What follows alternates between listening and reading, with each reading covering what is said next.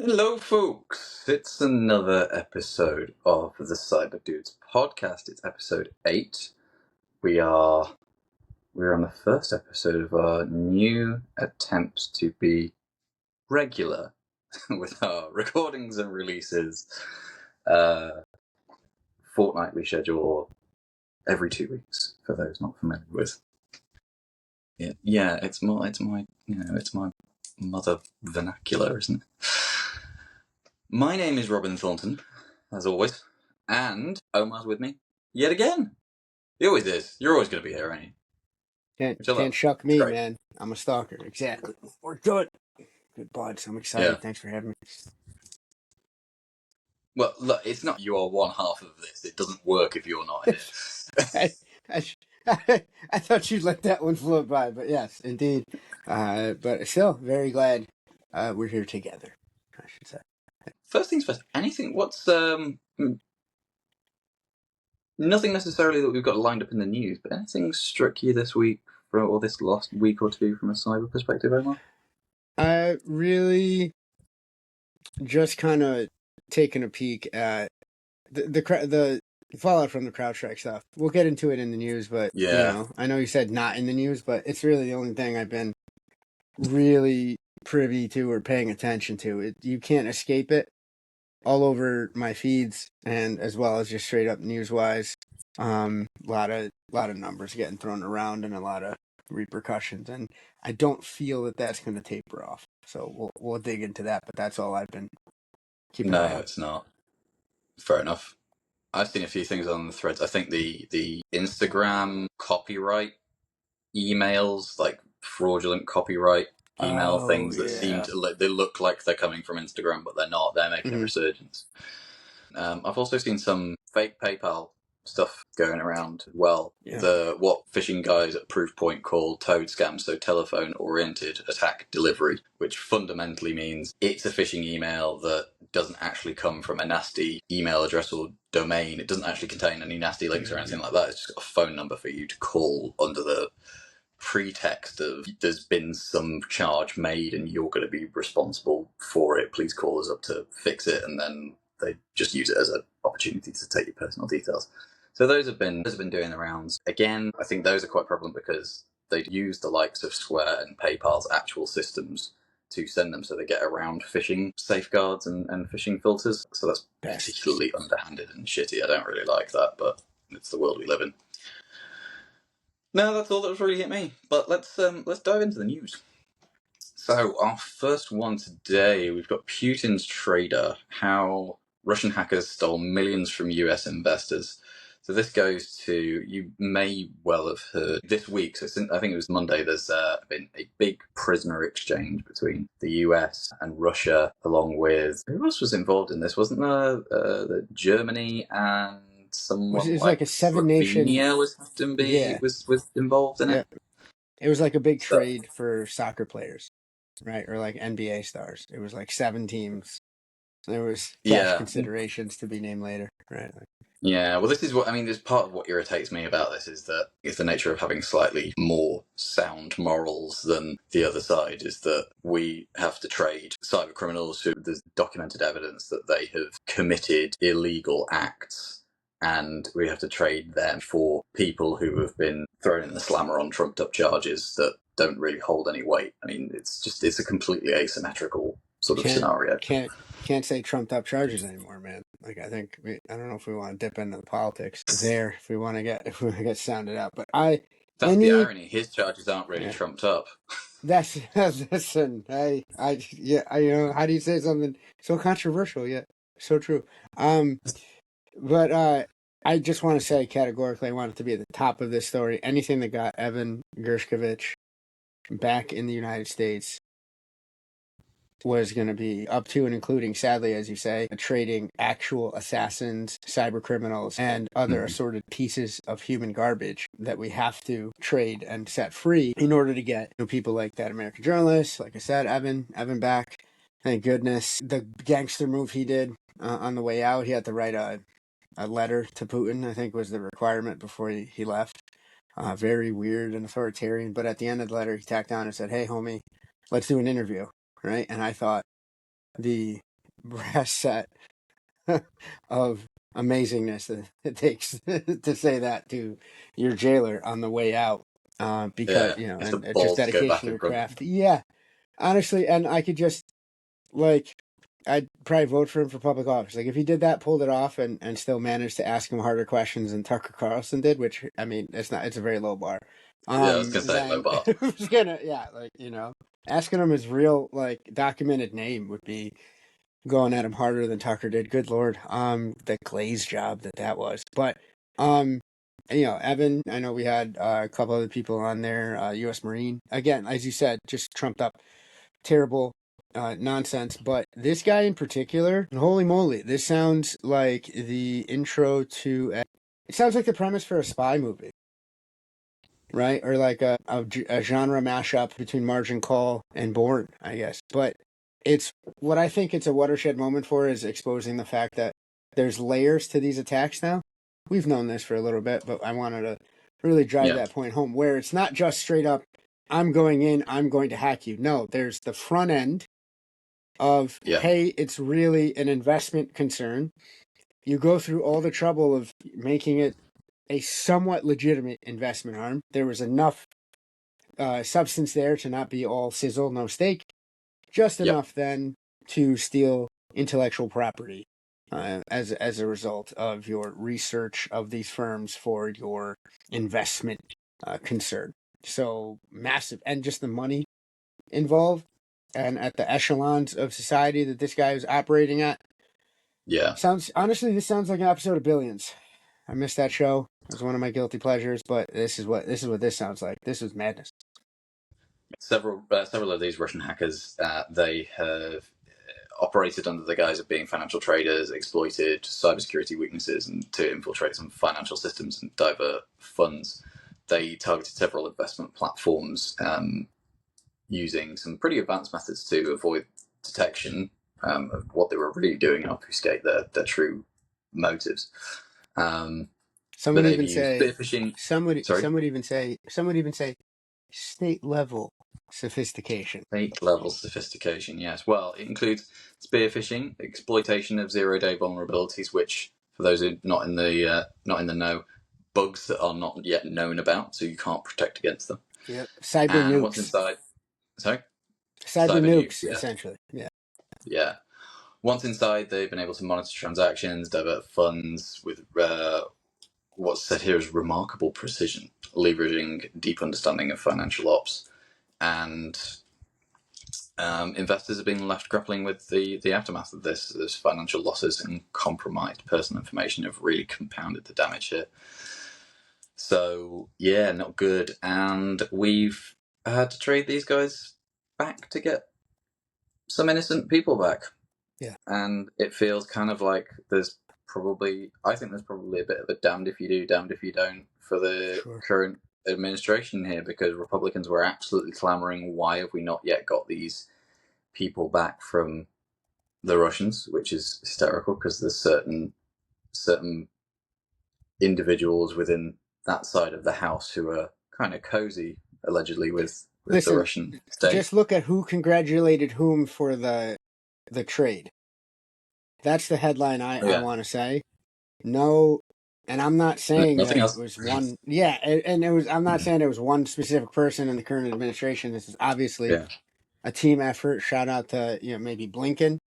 Right, he's out there trying to do his Secretary of State stuff, trying to maneuver this way. But good Lord, right? Can we not so congratulate the person that was illegally detaining Americans? Evan and everyone else involved in the trade were locked up for a long time, far longer. 2 days is too long in those sorts of conditions. I kept hearing about, oh, it's extended. I kept hearing about the sham trial that he was on. Right? I mean, this was front and center for me because I have a couple of Wall Street Journal folks on my feeds, obviously, and just anybody in that field was trying to show yeah, solidarity. This is egregious, but again, now you're gonna get on the deal for, oh, look who we traded. I mean, at least we got him back, right? At least yep, we got him and a bunch of other yeah. folks back. For goodness sakes, I don't know. You're right. That's a good point. You mentioned Anthony Blinken there. Total tangent. So obviously Anthony Blinken goes down as, if you're using first initial and surname, it goes down as A. Blinken. He is a bit of a what's Ron Swanson's alter ego on the sax at jazz circuit? Duke So Silver. Duke Silver, yes. So Hmm. Anthony Blinken is a bit of a Duke Silver kind of character within the DC jazz circuit, and he Is he really? goes under the pseudonym of Abe Lincoln, which is just brilliant. Listen, now I think all That our, is our, that our is a listeners just got paid out here. If you listen for nothing else, it's for those type of tidbits. that What is what is he, I'm looking. Secretary of State or something? I think he is right. That is a He's Secretary of State with he's our head a diplomat. Yeah, sense of humor and some style. yeah, and a good head of hair on him too. I always admire that, like that Yeah, looking. yeah, He got a zaddy good vibes. lid. I tell you, Yeah. he got zaddy vibes. You know, now all I'm thinking about is Duke Silver and all the phrases, right? Like, I'm just thinking, now this guy, I hate you. This is great. Yeah. Okay. All right. Moving on. Next story. This is something I've brought up. I mean, we go from one bit of humor to another. This is one thing I've brought up purely for the humor of it.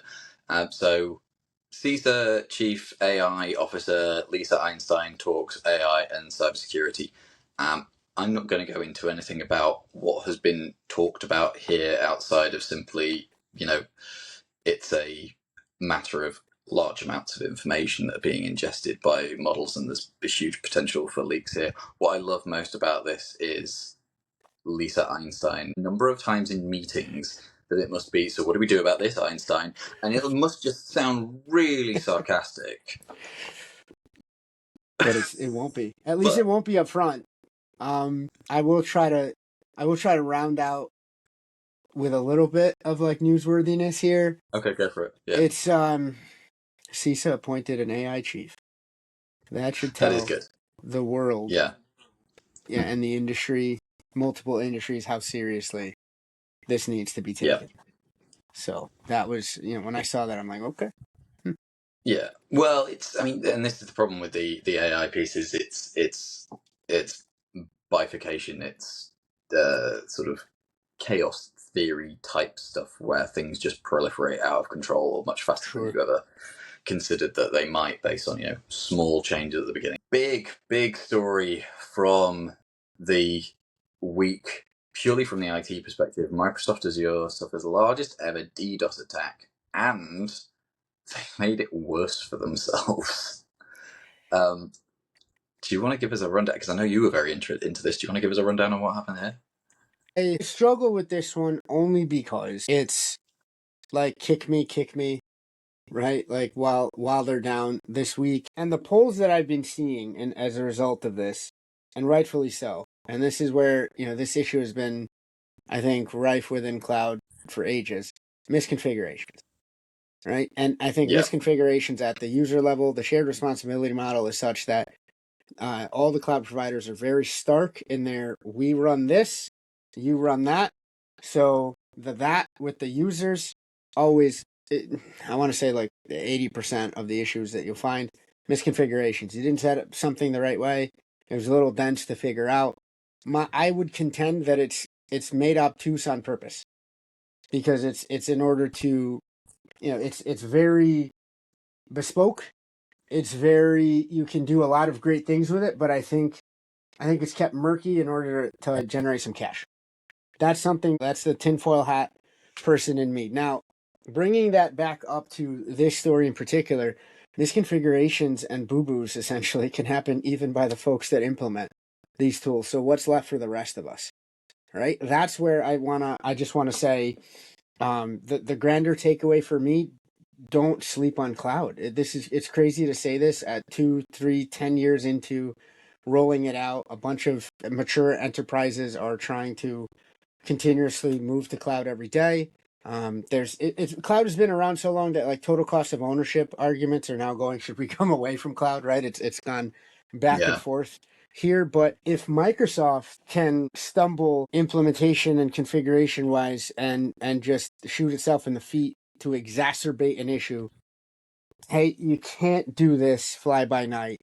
It's not the same as on-prem. It's similar enough to make you think it is. but good Yeah. God, are misconfigurations the devil in the details here for cloud in particular?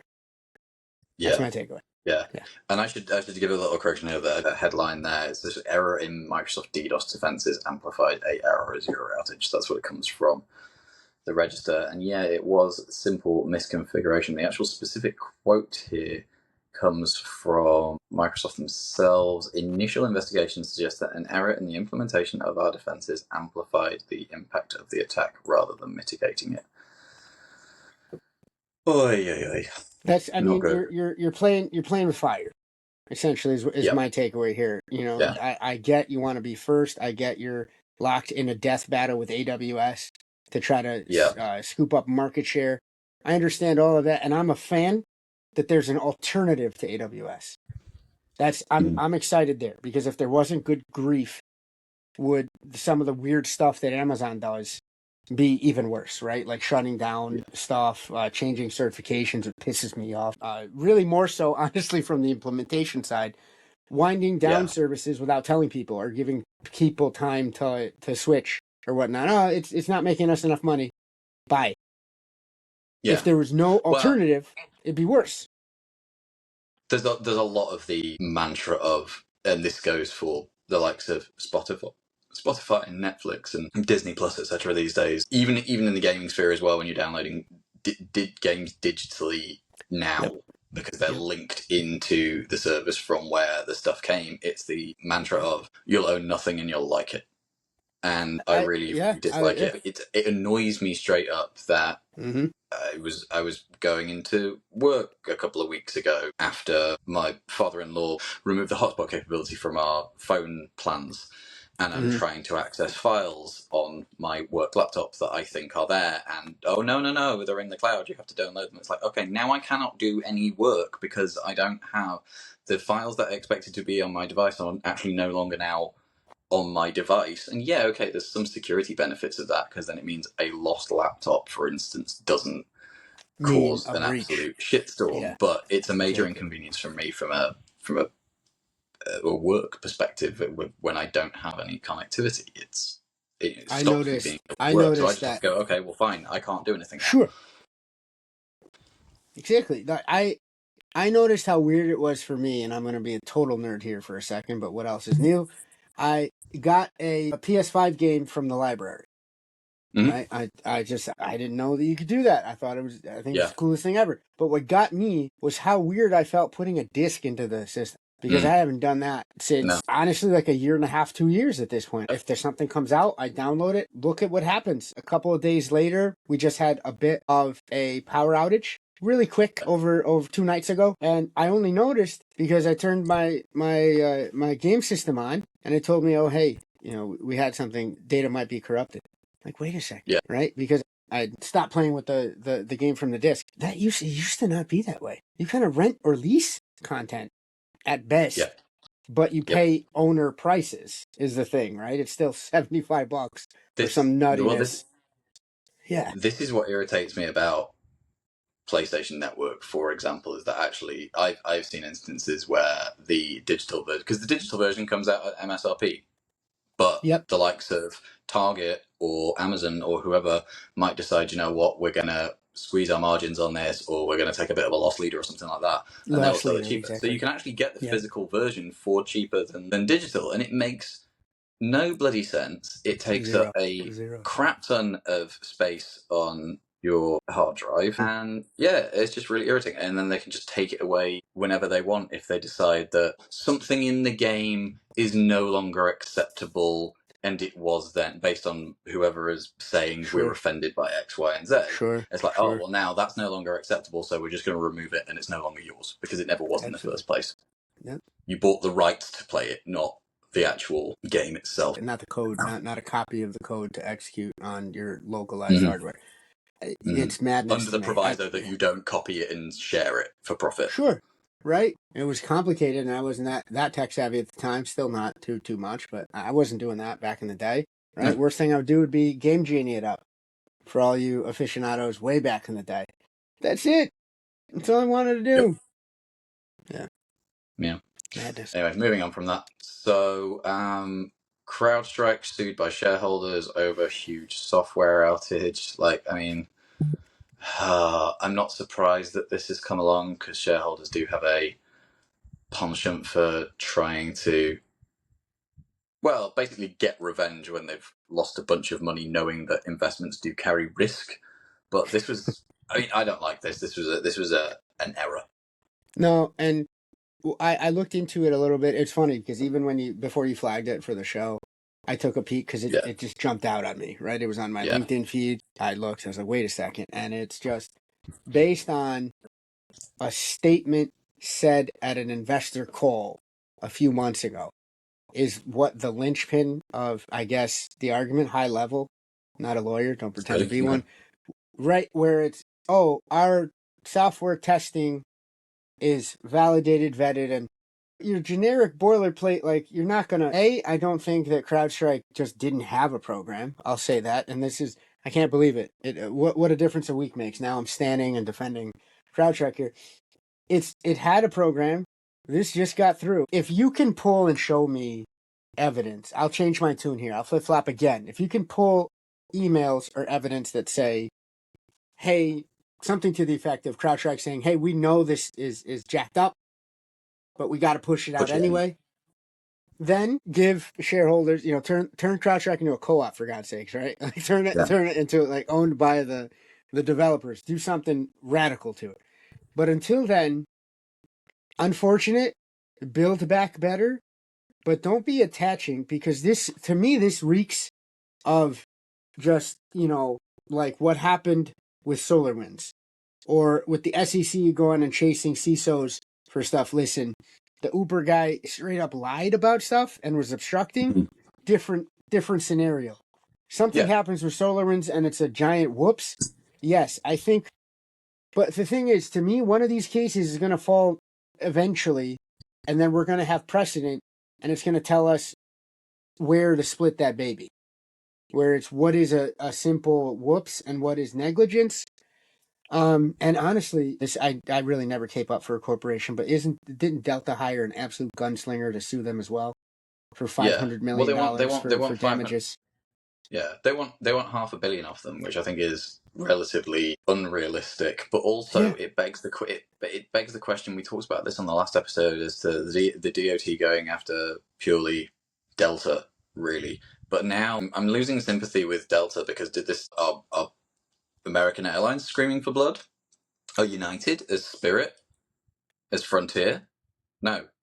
No. So No. what is it about you? Like Delta, this sounds very much more like a you problem than a them problem. It is a you problem that's exacerbated by a them problem, but really this 500 million thing is very much the acute pain that you suffered is very much a you problem. Yep. They're trying to head fake eyeballs Yeah, look off over of there. this. Yeah, exactly. Okay, and right, our final story of the news segment, our segue story. Bleeping Computer article, tech support scam ring leader gets 7 years in prison and a $6 million fine. Sentencing of a leader of a large tech support scam operation, which is what our feature segment is about. This individual has been sentenced to, as the headline says, 7 years, $6 million fine, and in a scam that involved deceiving victims into paying for unnecessary or non-existent technical support services, often by posing as legitimate companies. So a little bit of the detail on this one. Between March 2015 and July 2018, Vinod Ponmaran, 36 years old, ran an operation that caused pop-up windows to appear on the victim's computer screens warning of virus infections. To make the alert more credible, scammers used the logo of a renowned tech firm and provided a phone number for technical supports and steps to remove the malware. This is the Toad scam variation that we were talking about earlier. No virus had infected any of the victims' computers, and the technical support phone numbers in the pop-up windows were not associated with any legitimate tech company. Rather, these representations were false and designed to trick victims into paying for the fraud ring to fix a problem that did not exist, as explained by a US Department of Justice statement. I've watched a particularly awful film recently called The Beekeeper with Jason Statham, where this exact thing happens. If you want a good story told overview of how something like this works, watch the first 45 minutes of that film. I beg of you, do not watch the rest of it. It will be a waste of your life.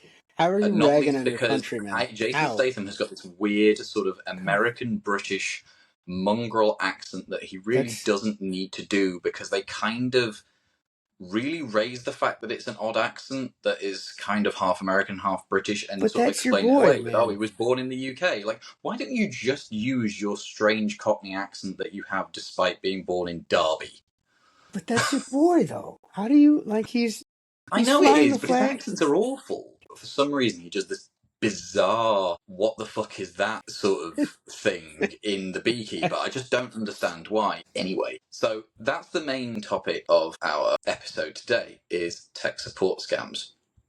And part of the reason we've gone into tech support scams is because of our last episode, CrowdStrike. There's going to be an awful lot of these kinds of scams using the CrowdStrike incident and Windows disruption as a pretext for people to fall for fraud. So that's our show today. We are going to be looking into what tech support scams are, what methods are used by the scammers, what a typical scam actually looks like, the psychological manipulation techniques that they use, and the way that many of these essentially call them fraudulent windows or fake alert windows pop up, and why the language is the way that they are. We'll look into the red flags and warning signs of them as a segue on from that, and it'll finish up with some tips on how to protect yourselves as well. Interlaced with all of that, we'll have some real life examples, things that have been documented by the FBI, the Federal Trade Commission, just to give it a little bit of colour so you don't think that we're being hyperbolic. How do you get hyperbolic with something that I think robbed Americans of $12 billion last year? I don't know how Well, I that's. mean, you don't, but it's very easy for people to sort of play down the reality of something on the basis that they don't think it's going to happen to them, isn't it? This is one of my favourite little paradigms. Like, it's the misattribution of the risk of an event based on the likelihood of it happening and the actual impact of it. People think that shark attacks are way more likely than they actually are, because they are a viscerally terrifying potential experience. I would argue people are significantly more terrified of the prospect of a shark attack than they are of being hit by a car, despite the fact that the latter is far more likely, and on the basis of that, much more likely to be the end of you. But people don't see it that way because people get hit by cars every day. What about a shark driving a car? I mean, the likelihood of that is so off the charts. Fairly low. It's fairly low. I don't know. They get smarter every year. All right, and the water's getting warmer. It's driving them closer to land. They might like. Now, which sharks are we talking about there? Because I feel like a basking shark driving a car erratically on the road is probably significantly less terrifying than a great white doing it. Listen, a great white I feel would drive an open air Jeep. I don't know why. Like that's all I'm picturing, right? With I do like have cut a off cartoon. sleeves. Yeah. Yeah. Yeah. Right? Yeah. And it's just Yeah. Yeah. What about Hammerhead? Do you think that they've got a little bit more of an advantage in terms of their blind spot, or do you think they're just going to I hit the think a window and hit hammerhead their would head? drive a Cadillac. Like a big body Cadillac, right? Like I could see. Yeah. You're seeing it now too. So you're what? This has got very weird. It really I do what I I'm can, definitely man. leaving this in the episode though. Please do, This because is bizarre and so quite I surreal. mean, This you is can leave it. Salvador Dali levels of. It wakes me up at night, right? Like getting mowed down in a car by an angry shark because of something I did at the beach. I don't know. That says a lot about me, probably.